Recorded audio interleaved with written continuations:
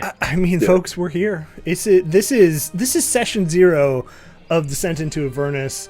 I hope everybody takes a look at this sweet overlay.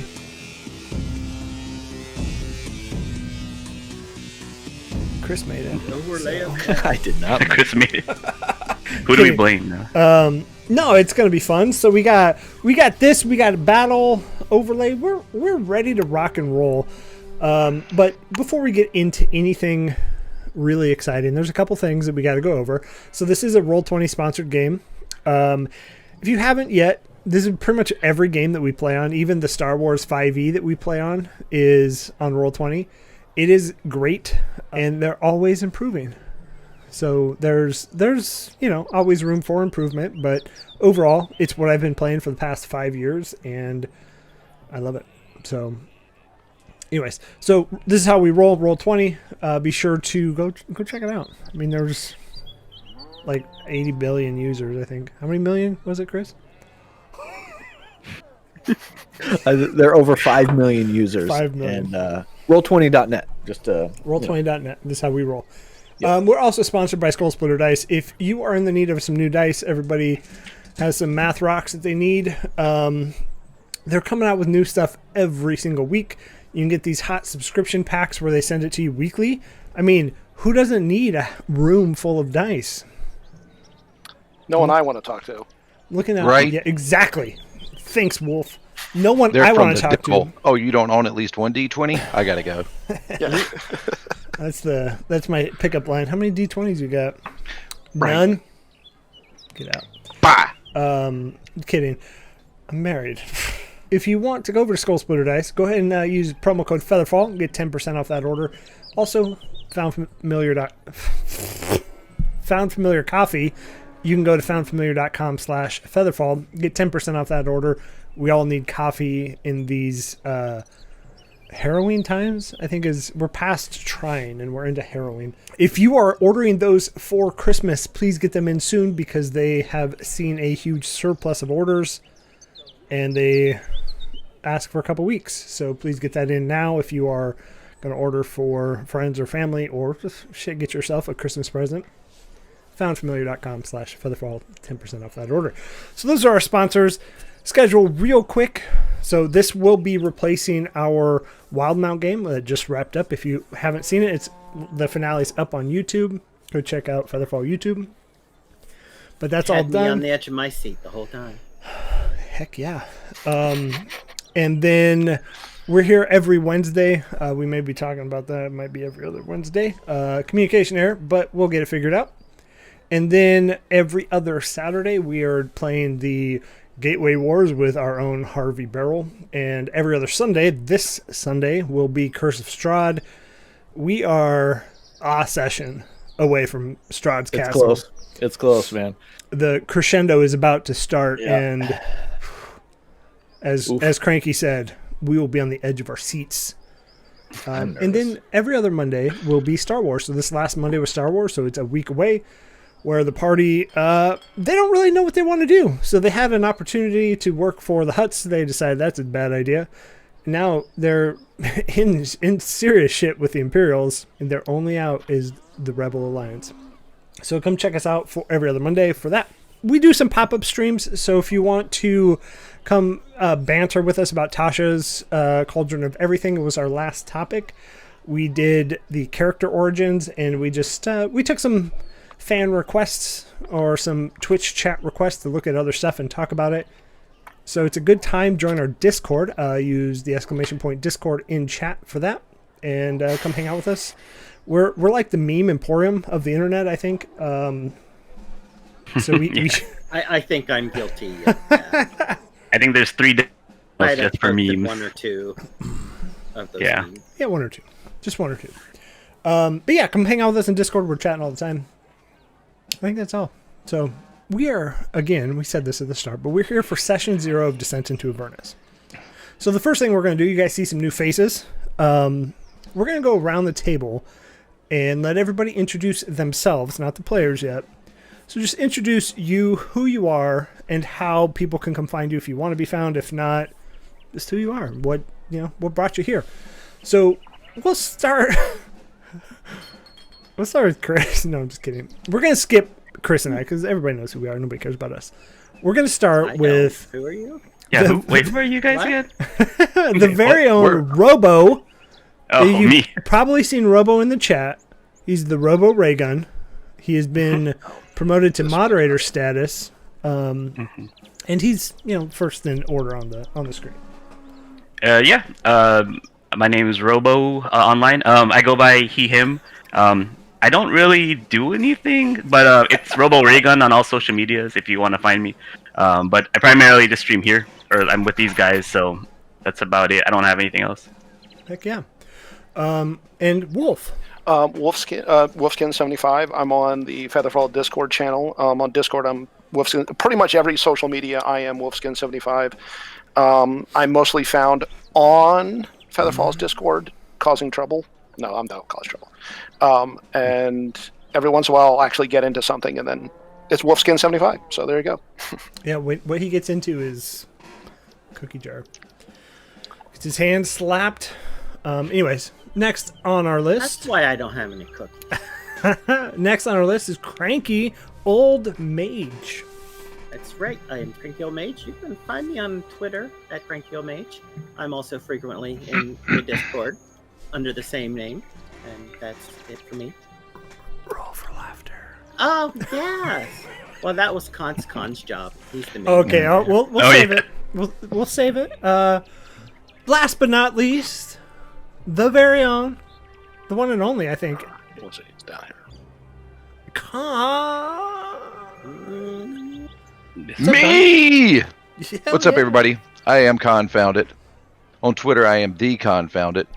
And I wasn't going to say anything about it, but since, they kind of alluded to it, Cranky and I have this thing going, Roll for Laughter. It's another TTRPG group. We're just kicking it off. That's all I have to share about that right now, but I will have more to share later. Otherwise, I'm just really happy to be here and finally getting into a long game with all these awesome folks from FeatherFall Tabletop. Hell yeah, man. It's been too many one-shots. Been a long time coming. Like 2-3 one-shots, the charity thing back at the beginning of COVID. That was a lot of fun for a lot of good reasons. Glad to be here. Thank you all for making it happen. Yeah, no, glad to have everybody here. Chris and I, we don't have to go into ourselves, but I will be the DM of this. Chris will be supporting cast. But with what Con just said, it just the reminded other guy me again. He's here. He's just Always a bridesmaid. never the bride. If you are interested in playing in some one-shots, probably for a good cause, DM me on Discord. You can find me as Billy Zed in there. We are going to try and get into the Roll20 charity events that they have going. Oh, nice. So Yeah. Oh, that's good. if you're interested, DM me and I will get you listed. It's not certain what's going to happen. I don't know if it's going to, if we'll be selected or whatever, but it'll be good to get players started and going. So, okay. I'm always down to rolling dice for a good cause. So Hell if you ever yeah. need a spot filled, let me know. Hell yeah. So, that's introductions. Let's get into the session 0. So, this is for everybody out there who's watching maybe the first time. If you have not done a session 0, please do one with your groups. If you are new to DMing, please do one with your groups. If you are a new player, please request one for your groups. I will say some of the good things that Wizards of the Coast has realized is that this is an area that is sorely lacking in a lot of groups. They added Session 0 material to Tasha's Cauldron of Everything. Oh, So if you're interested in how to run one, that's great. Con, you shared an amazing new player Session 0 new group document. So that can be found. I think you got it on DM's Guild. I actually got it from itch.io. They were doing a thing Thanksgiving Day where the creators were getting 100% of the money that Itch got. So they got all their money plus Itch's money.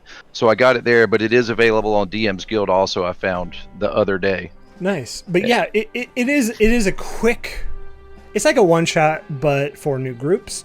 to test your characters. It's something that doesn't really have impact in the game, but teaches you how to play your characters. So in games like these Wizards of the Coast modules, it's already set up like that because we all start at level 1. But if you're new, please research what a session 0 is and do it. I can't stress this enough.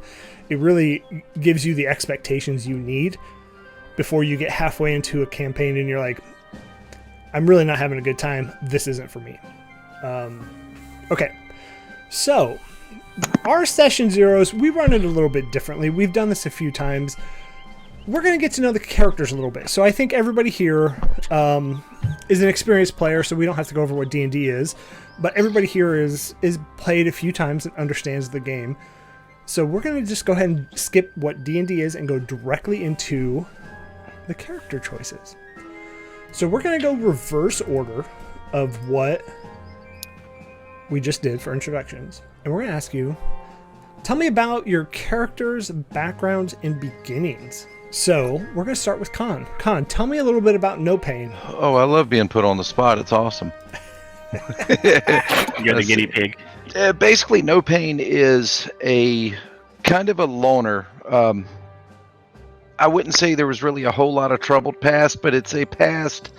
It's not the typical D&D arc where their parents threw them out and everything, but there was definitely more of a, I'll call it a coming of age turmoil that No Pain had to struggle with within themselves that brought them to a point where they just kind of recluded into their own books and studies and found a deity, Lyra, whom she showed No Pain the ways of the trickster, and practical jokes kind of became the way that they communicated with other people. Besides the little jokes, they could often be found wrapped up inside of a book in their studies into the arcane and the undead, but mostly the undead, in a quest to gain knowledge, because that's truly where they found peace in knowing and understanding, and whether that was a reflection to their own not knowing and that mental journey to find it, that's where they found themselves. I love it. I love it. So, same question for you, Cranky. Well, Comfort, unlike No Pain, did have the angsty home life and left his family behind, changing his name. That's why he goes by Comfort now, not his original family name. And set up shop as a barber in a shop called the Coxcomb. Love it. Sorry. And it was living his life until he ran afoul of a noble, a spoiled, shitty noble. You know, that type. The worst. And is now, on this adventure. Love it. Okay. Wolf, tell me about Paylor. Paylor. Okay. Paylor. So Paylor grew up in this village in the deep woods. I had him in the high forest. All he's known is this village. He knows society and civilization exists, but why have it when you have a great village? There's no families per se, so there's no like married couples. Everyone just kind of raises the kids, and they teach him the ways of the village. And he was picked not because he was the strongest, but he was really smart. So they kind of moved him in, trained him to be a priest of the village. And one of the things that he does is they sent him kind of on a journey, like find this other moon temple. And as far as he knows, that's where he's going. So as he leaves the village, which he loves to death, he actually had a drow woman teach him about Alestri, who he worships kind of in secret, because he's not supposed to have one deity that he worships. But as when he was leaving the village, he turns around and the village is gone, disappeared. And he assumes that he'll get back, but he's not sure. So that's what my character is about. And is that enough? Did I do it right, guys? No, yeah, great. Thank you, Paylor. Paylor. Yeah. I'm gonna make a note. Yeah, me too. Paylor. Okay. As I start my notebook. Yeah. Robo, tell me about Tinker. Okay. I'm playing Tiania Xanthian, who goes by Tinker. She is the only daughter of the famous Xanthian steelmakers. They're both blacksmiths. And so she grew up kind of well-to-do. Her mom kind of wanted her to be more like a belle at the ball, like tease and high society. But she was a lot more gruff and preferred kind of like the blacksmith and her dad's side of the family. And the Xanthians kind of, what's the word? They specialize in like magical weapons and armor and that kind of stuff. And so she's actually an artificer. And I think at the point of the story, she's trying to make it out on her own so that she's not relying on her family's name. That's why she goes by the name Tinker. But she found out that it's really hard to do that, and she's kind of poor at the beginning of the campaign. So she's trying to make ends meet by trying to figure out where she can sell her kind of magical items and weapons. The only other thing is she, I think, she's kind of awkward around other humanoids sometimes, and so she has a pet little mini dragon and a little wolf robot that she's built, because I think sometimes she maybe like she can relate to these kind of mechanical things that she builds more than people. So We're going to be friends. yeah. Cool. And last for the questions, Olo. Oh, hey. Oh, Hey, everybody. hey. I am playing Olo Tango, Tortle. First Tortle. So a lot of Olo's background is unknown to him because he was struck by lightning and has amnesia and forgot a lot of his background. But you all can know that. He was born on the muddy banks of the river Olung in outside the monastery in Kursabal on Cholt. Happy to go back to Cholt a little bit, doing some research here. He grew up in a Tortle community, mostly of like healers and shamans, kind of creating salves and little tinctures to sell to Kursabal mostly. But every now and then there was some bigger shipments that would go out to some of the other port cities and forts around Cholt. He's the oldest of the clutch. There were 8 children, but 6 of them survived, and Olo hatched first, so he's the oldest, followed by 4 sisters and a brother. And when he was 16 years old, he went to Port Castigliere in Cholt, and that's when kind of things changed for him. Struck by lightning, and kind of a new path emerged for him, and that's kind of, we'll get into that I think later with some of the questions, but so that's Olo. Yeah, and I will say we should have a lot of room to explore like the nuances of each person's character and divulge like the elevator pitch of your character. If you have some stuff that you really it's 66 times, that's right. Thank you. So the elevator pitch I think is best. We'll bring out some of this stuff. I do try very hard to work within your backgrounds. I do try very hard to bring in some fun stuff. Perfect example was, speaking of Cholt, was Binks's, he was from an orphanage. And so I brought in some of his background from that orphanage, which was, plays into it, really brings those emotional hooks. All right. So next question, and we'll go reverse order with character or class and race. So Chris, you did already say that Olo is a turtle. What is your class? All right. Olo is, like I said, he's a turtle. I initially made Olo to be a barbarian of the beast.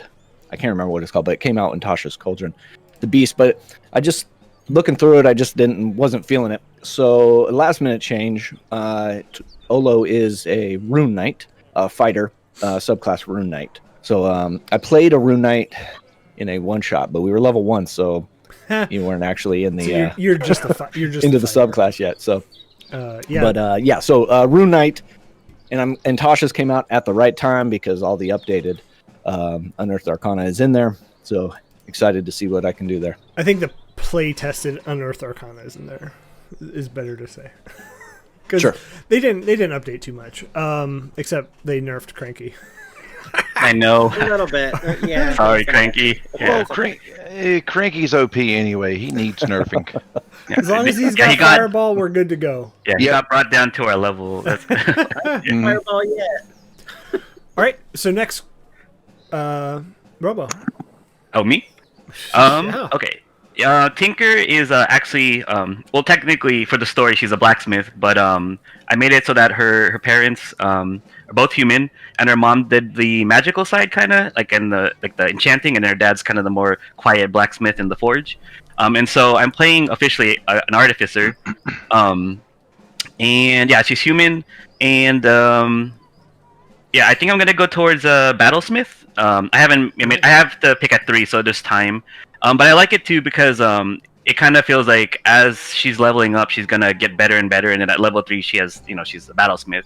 Because I think she's gonna be testing out different weapons and kind of stuff during the first part of the storyline, and then to match with the leveling up to battlesmith, she's gonna have kind of mastered or have perfected some of her stuff. Love it. So Love yeah. it. Wolf. What's Paylor? Paylor is a half elf druid. Ooh, that'll be fun in hell. Yeah.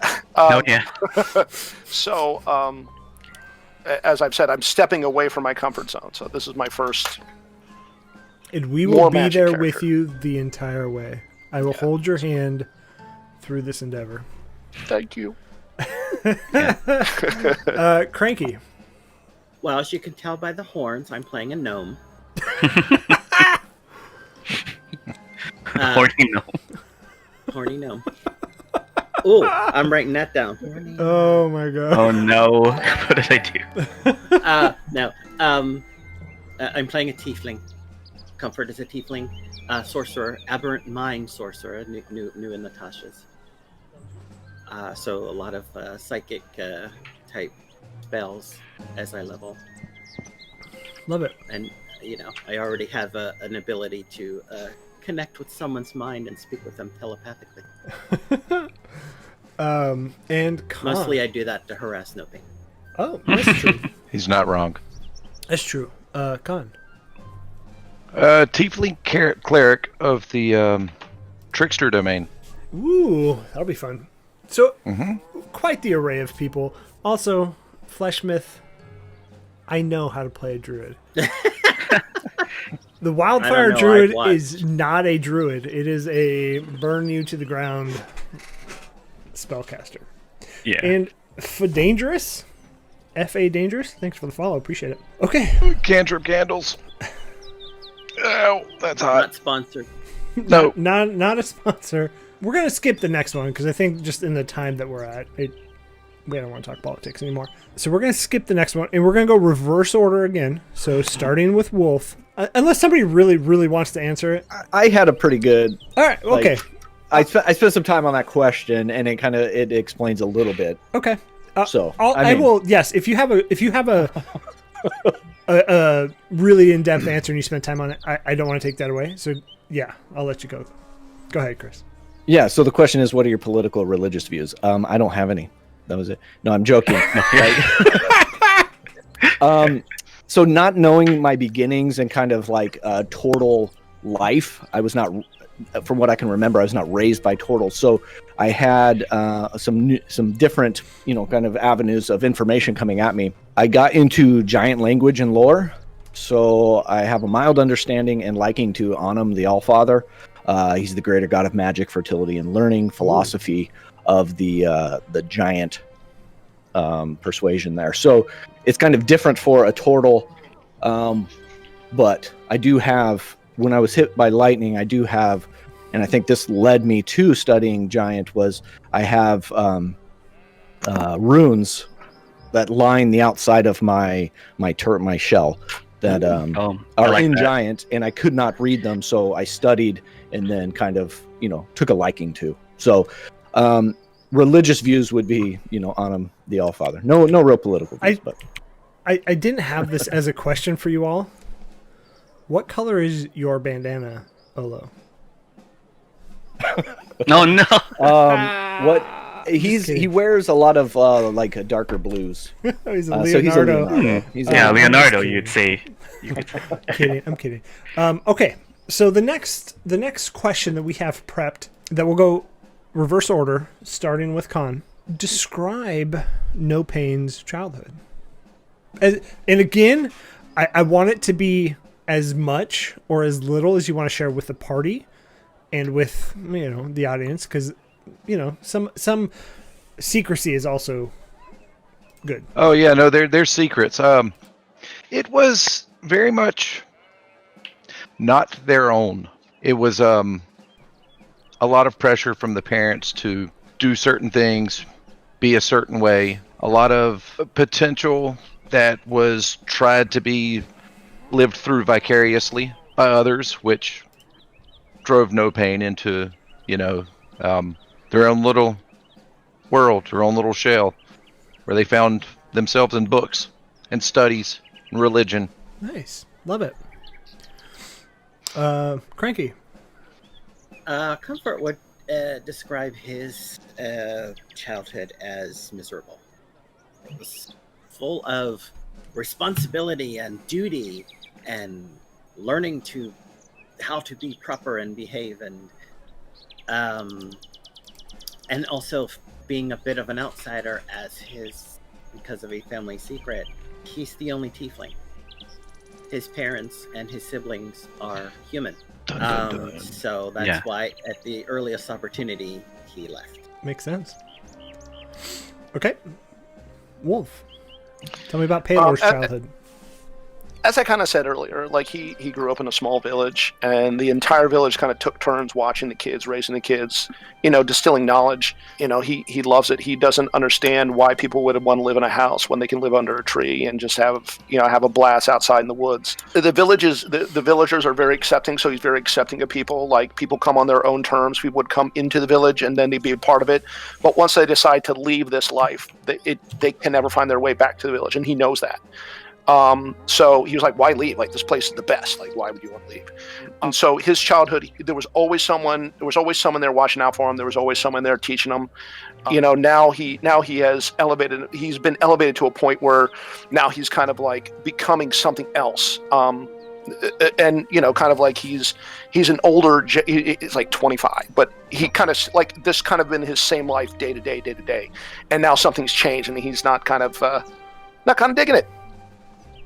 That's fair. Robo, tell me about Tinker's childhood. I think Tinker grew up actually pretty privileged. I want to say she came from a well-to-do family. The blacksmith was kind of popular, and so I want to think that she basically was a little bit naive when she first went out.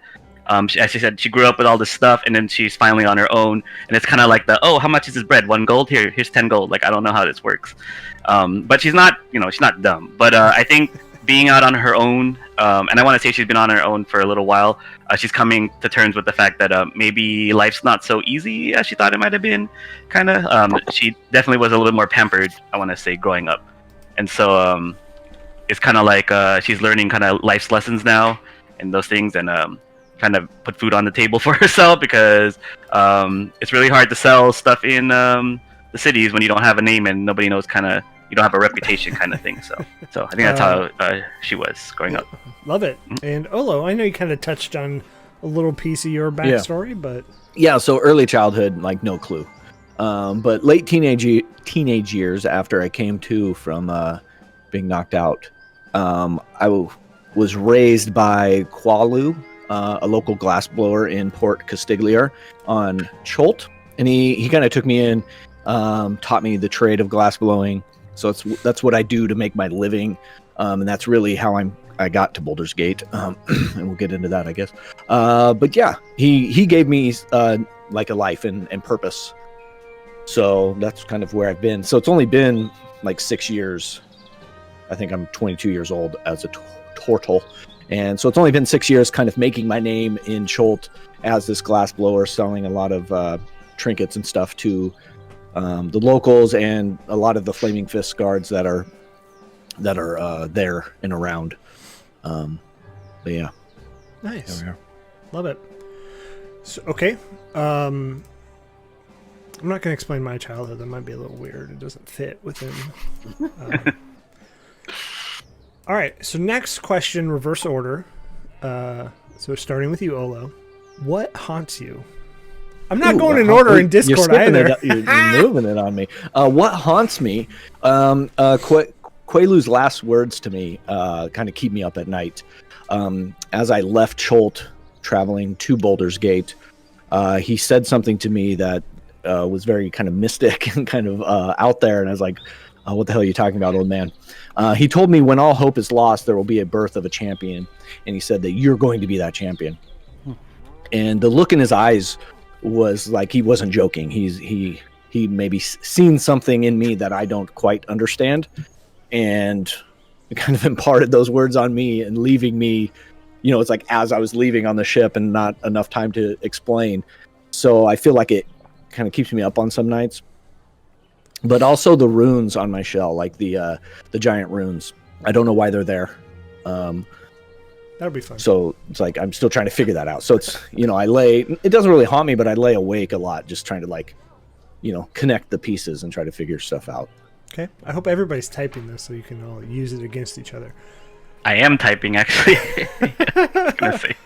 Okay. I'm recording. I'm going to watch back and play back sound clips. I've got like my little soundboard set up and everything. I'm not joking. I could share my document with everybody. I'm gonna. Okay, cool. I'll give you my email address and listen to it while I sleep, so I memorize it. A little D&D asthma. Okay, Robo, what haunts Tinker? I think it's gonna have to be failure, because again, I think growing up, Silver Spoon-esque, everything kind of was given, and I want to say she excelled in her classes and her studies and all that kind of stuff. But this is the first time she's been out, and I think she's haunted by the idea of failing. Kind of what's that called? Not being good enough for her parents. Kind of like what's the word called? Not living up to your ambition. Yeah, exactly. Like that. Maybe she's failing them. Exactly, and that she's not living up to the name that her family, her family's blacksmith has. So okay, Wolf, tell me about Paylors. On two different levels. First, the encroaching cities. It haunts him that it'll destroy the rest of the magic left in the world. So when cities expand and build and take down a forest, that's where the magic is found. And he's like, it's terrible. And there's nothing he seems like when he's looking, like they're all over the place. Like what's going on? Also, again, like Robo, like he's very certain that he's going to fail. He's going to fail everyone in the village, and for some reason they put him up to this, and he has no idea what he's doing. So, okay, I mean that'll work great in Baldur's Gate. Okay, Cranky, what haunts Comfort? Nothing. He's perfectly fine. No. No. I think he feels a little guilt about the fact that in order to get away from his family, he stole money from them in order to because he needed money to get by. But he stole some and left, and he may feel a little bad about how he left. That's fair. Okay, and Khan, tell me about No Pains. Well, what haunts No Pain is a little bit meta. It isn't yet known to No Pain yet. Love it. But it's going to be good. That means you don't know yet, huh? No, I do know. I do know. You and I have discussed it. Okay. Ooh, it's a mystery. You got to figure it out now, Cranky. Yeah, no, my poor memory.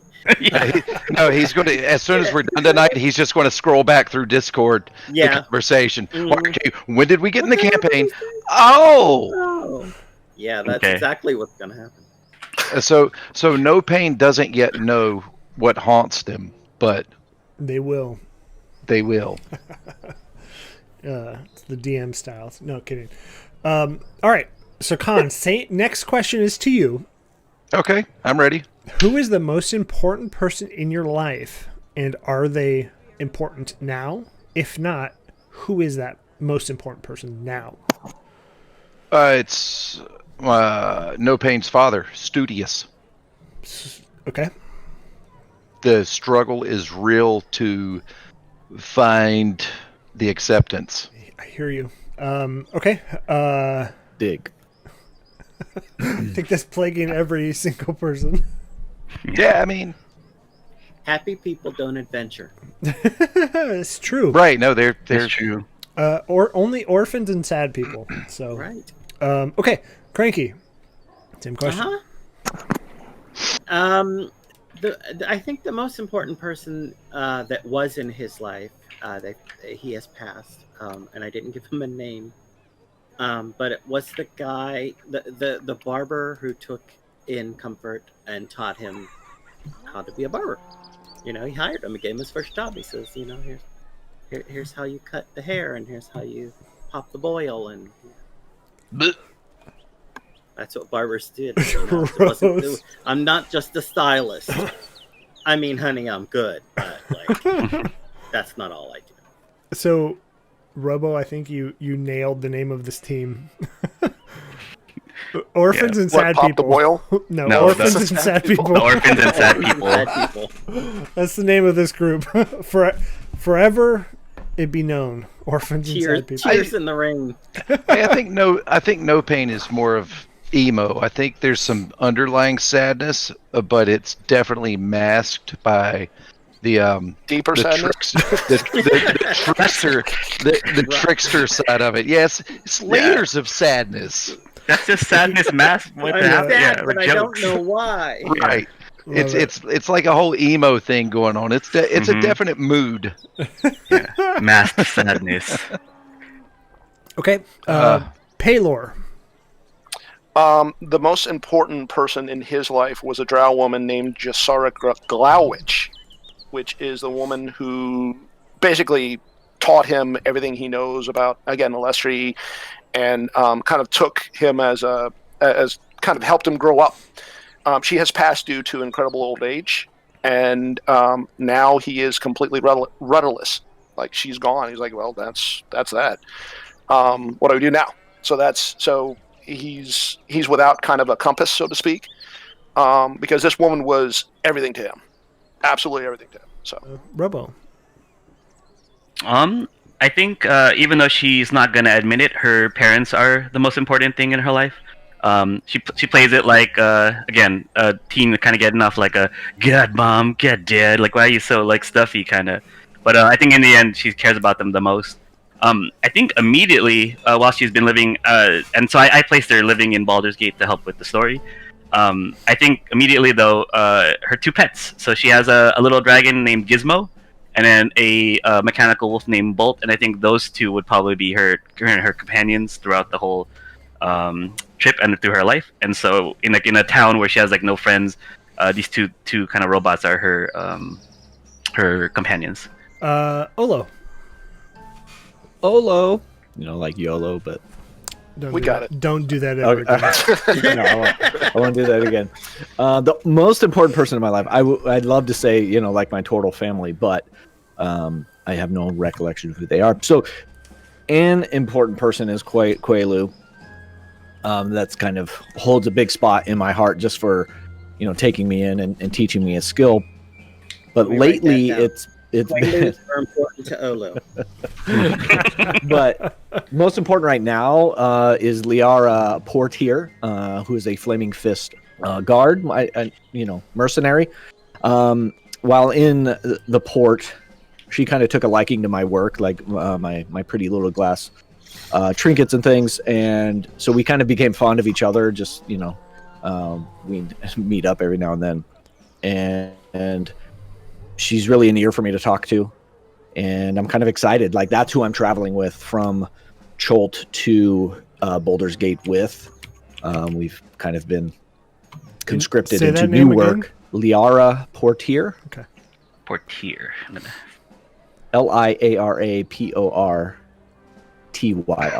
So we're traveling to Baldur's Gate, and you know, that's, I assume we'll pick up. We're already there. So, but yeah, she's kind of important to me right now.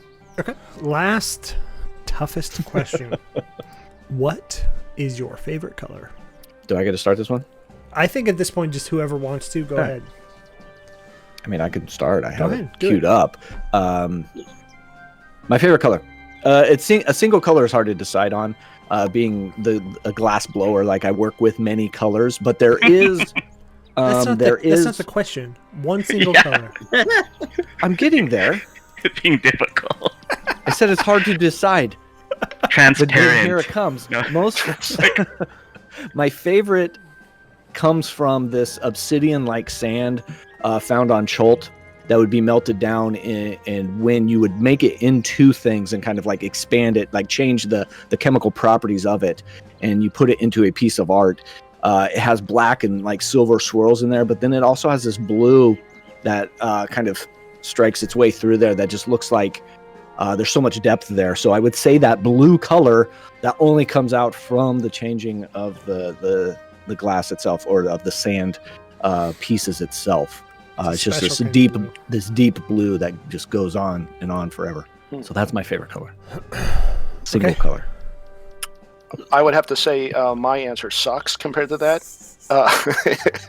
It's You just got wrecked by chat, by the way. Yeah. So blue. Oh no. amber, the color of honey. He loves honey. Favorite color. Comforts is teal. Teal. I think I'm good. Yeah. So now I feel like I have to make it be more important. I'm No, gonna don't. go with just say a color.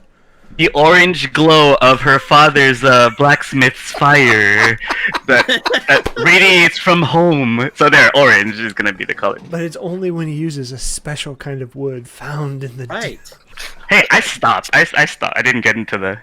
Yeah. Anyway, but no, I was gonna go with orange was the color anyway. So, but it's orange. But yeah, how about we say it's because of the fire, like the hearth kind of. So, in Con, what is No Pain's favorite color? Well, see, there was this fully illustrated book, Oh my soul. and there was this The Kama Sutra. giant ooze, complete with a stat block, and the chartreuse color just caught their eye, and ever since then, it's just chartreuse, just like a green ooze. The chartreuse of an ooze. Yep, a fully illustrated monster manual, just right there in the annals. Annals of history. The what? Oh, and okay, never mind. I'm good. Yeah, annals. This isn't Featherfall After Dark, Robo. That's the after like you gotta subscribers only later. like after subscribe if you want to get into that. It's our only fans. I was about to say it's the feather fans. That's a whole. Never mind. That's a genre in itself. Yeah, I was gonna say that's a whole other thing. No, I appreciate it, Chris. I was just giving you a hard time. Yeah, sorry, Chris. But this is fine. why we do a session 0. So when Chris feels attacked, he can understand the expectations of the campaign, and he understands it's going to happen. So He's going to be attacked every episode. I'm just going to edit out all the attacks. Oh, that's right. You do all the videos. So I'll just throw this out there also. I too know how to edit and am fully equipped to do so. So it's going to be 2 hours of Chris crying. Yes. Hey, Brobo. Thanks for gifting a sub to Xander. Hey-o. Hey, Xander. Yeah, I really like welcome. that burn. Yeah, I like that the yeah. sick blue burn. Yeah, That was Xander good. got me good. That was good. Whoa. Also, I have a confession. Xander's one of my players in my DM campaign, so I was like, oh shoot. Yeah. So Hey, Xander, Hey, welcome. Xander. Yeah. Welcome. But that's why. He lies. Look at that cute little goblin Xander has next to his name. Yeah, look at that. I mean, it's no owlbear, but Man, what are all these cool emotes? did I get one? I didn't get one. Is that Mudface? Yeah. Crag Mudface, yeah. Craig I don't Mudface. even know what happened to him. I'm pretty sure he died. He didn't make it into the final. I'd be surprised if he was still alive. He ran away. He ran away. He was scared. He's going to show up in Baldur's Gate. Okay, so those are all of the player questions. There's one more, but we'll get to that one, I think, at the very end of session 0. So a couple things about me as a DM. I really try. I will always rule on the side of the player for the most part. I mean, if it's like really ridiculous, probably not going to happen. But the rule of cool is at this table, and whatever the player's handbook says, I really don't care. If we decide it's a cool idea, that's great. We'll stick to the player's handbook as much as possible. But in the moment, we're just going to do it on the fly. And also, if there's a point where we don't know the rule, or we're all pretty experienced here, so we all understand it, we'll just kind of rule at the table. If we come back and figure out, wow, that really wasn't in any way what was supposed to happen, we'll talk about it off stream and adjust for the future. So I am not player or DM versus player ever. I will give you challenging combat. I am competitive in combat, but I will never just outright kill the party because that's not fun. I do make my combats, I try to make them pretty hard because I think it leads to a more edge of your seat type of moment for the players.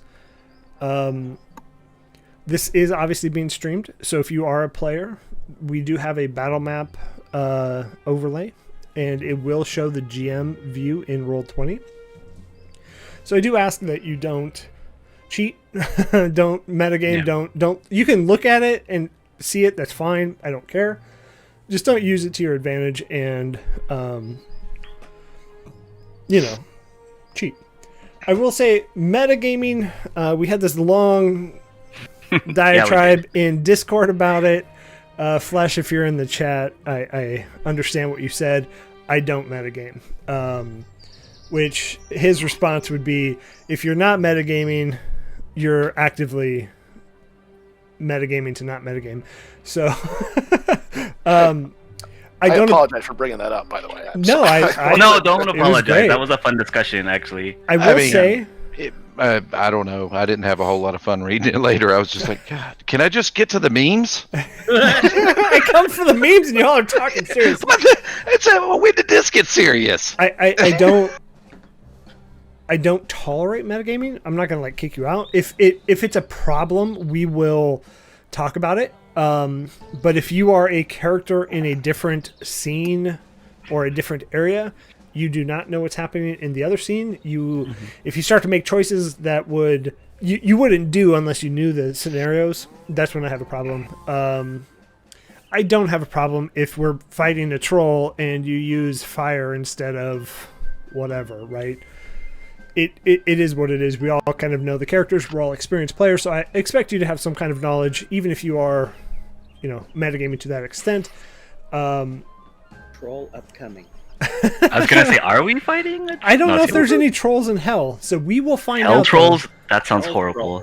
Hell trolls are a thing. So I will also be doing milestone level ups, so we will not be tracking experience. So don't worry about that. I also do not track supplies. I do not track components. I do not track arrows. I do not track rations. I don't care. It is... If you feel like you want to, I know in the Curse of Strahd game, Chris, you don't track it either, but I know some of the players really like to. So if you guys want to, that's fine. I 100% support the ability to roleplay getting a diamond and using it to cast a spell. I love it, but I will not track it. I will track somatic versus verbal components. So if your hands are tied and your mouth is whatever, we'll have a discussion about it in game. But that will be a... how many points to summon trolls? 10,000. So if you're close... Fleshsmith might have 10,000 points. I don't trust that number. I wish I could see who has the points, because somebody came in that I don't ever see them chat, but they had they dropped 4 rerolls. I'm like, whoa, what the hell? Anyways, so I'm pretty lenient DM. I try to make it as much fun as possible. I will be honest, I'm about a 70% roleplay, 30% combat.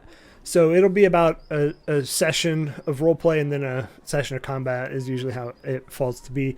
Modules, I do stick to the module. We are playing Descent into Avernus, so if there's combat, there's combat. If not, I really love to enhance roleplay. 18K? Damn. I will also say I will change some combat. So there are times where in Tomb of Annihilation I change the combat with 9 nails or 9 hammers, whatever that sniper's name was, to just be more fluid and just be open. So we'll change some of that. Bag of nails. Bag of nails. That's what it was. Yeah. Bag of 9 hammers. Wolf, you have 18.4k. So y'all could summon some trolls if you want. Level 1. I mean. So my new character is going to be. If your character dies, a horny gnome. If your character dies, they're dead. We're going into hell. So I would recommend Wizards of the Coast. They do have a pretty strong. They have some insta-kill stuff. I haven't read all the way through this one, but knowing from Tomb of Annihilation, knowing from Dragon Heist, there are things that will insta-kill. So do have a character backup ready. Do any of you have any questions about my DMing style? Or questions about the campaign that I can answer? Not now. Nope. Yeah, I think we've seen you DM before, so I got an idea. Yeah. That's what I was gonna say. I've watched you enough that I'm like, okay, I get it. I get how he works. Yeah, I'm the worst. But I do try to maximize fun for everybody. If there is somebody that is inhibiting everybody from having fun, I'll have a conversation. We'll talk about it, and we'll make it as good as possible. I know everybody here. I don't expect that to be a problem. So I think everybody will be on the up and up, and we'll be able to complete this campaign pretty easily. So a couple things that we'll cut here for YouTube. That's our session 0 officially. Just cut it here. Freeze frame.